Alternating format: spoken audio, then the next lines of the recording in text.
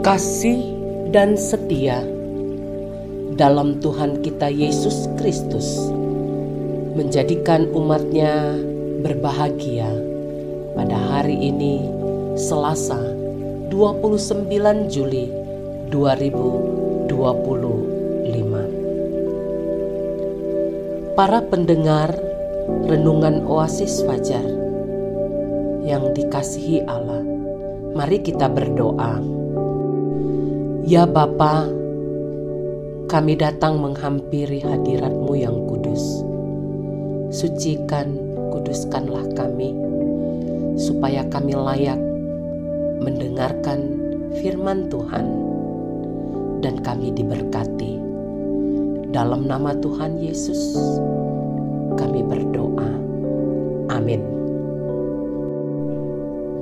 Para pendengar Renungan Oasis Fajar, pembacaan Alkitab terdapat dalam Kitab Mika 4 ayat 6 hingga 8 dengan judul perikop Penyelamatan Putri Sion. Pada hari itu, demikianlah firman Tuhan. Aku akan mengumpulkan mereka yang pincang dan akan menghimpunkan mereka yang terpencar-pencar dan mereka yang telah kucelakakan. Mereka yang pincang akan kujadikan pangkal suatu keturunan, dan yang diusir suatu bangsa yang kuat, dan Tuhan akan menjadi raja atas mereka di Sion, dari sekarang sampai selama-lamanya. Dan engkau, hai menara kawanan domba, hai bukit putri Sion, kepadamu akan datang dan akan kembali pemerintahan yang dahulu, kerajaan atas putri Yerusalem. Allah datang untuk memulihkan. Inilah judul Renungan Oasis Fajar. Ayat penekanan pada ayat ke-6, pada hari itu demikianlah firman Tuhan.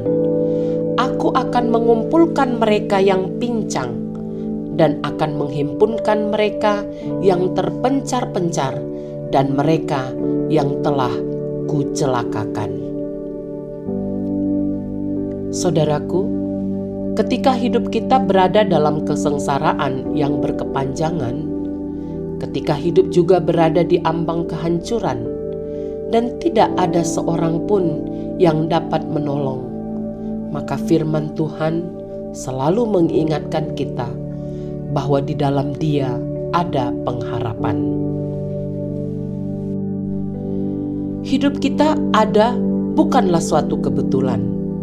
Hidup kita adalah anugerah Tuhan, dan Dia akan terus memelihara kehidupan kita. Di dalam Dia ada pemulihan hidup. Nabi Mika menggunakan frasa, pada hari itu aku akan mengumpulkan mereka yang pincang, menghimpun mereka yang terpencar-pencar.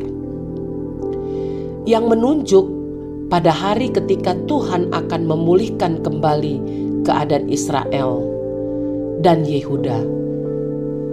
Ini adalah nubuat di masa depan bagi orang-orang sisa yang tetap setia kepadanya, walaupun mereka mengalami penganiayaan, hukuman, serta pembuangan sebagai akibat dosa mereka.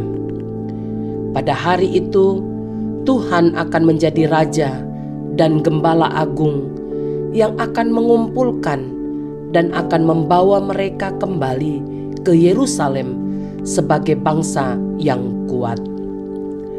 Dan kabar baik bagi umat Israel, Nabi Mika menyampaikan nubuatnya tentang pemulihan bangsa itu. Saudaraku, setiap manusia terkadang mengalami banyak kepincangan.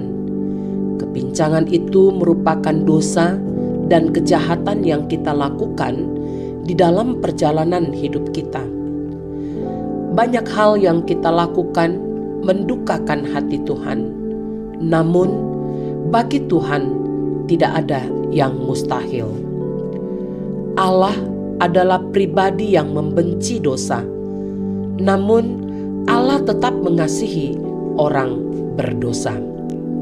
Dan hal ini mesti menjadi penyemangat dan membangkitkan iman dan pengharapan setiap orang yang percaya kepada Allah sebagai Raja penguasa hidup kita, sekaligus menjadi berita sukacita bagi kita dalam menapaki hari-hari hidup kita yang syarat dengan tantangan, kesulitan, dan persoalan. Karena itu, kita harus selalu hidup dalam pertobatan dan seturut jalan yang dikehendakinya. Dengan demikian, Tuhan akan selalu menjaga dan menuntun kita sebagai kawanan domba-Nya. Pertanyaan untuk kita renungkan: sudahkah kita merasakan bahkan mengalami pemulihan dari Allah? Jika jawaban kita ya, hiduplah dalam pemulihan Allah itu, karena Dia sumber pemulihan. Penegasan: kedatangannya untuk memulihkan, kiranya akan meneguhkan dan membangkitkan iman percaya setiap orang yang percaya kepadanya. Saudara-saudaraku, mari kita berdoa. Bapa Sorgawi, Engkaulah Tuhan sumber pemulihan. Pulihkan hidup kami dan kuatkan kami dalam menghadapi penderitaan dan kepahitan hidup ini. Dalam nama Tuhan Yesus Kristus. Amin. Saudara-saudara yang dikasihi oleh Tuhan, inilah renungan kita hari ini. Tuhan memberkati kita dan terus memulihkan hidup kita. Amin.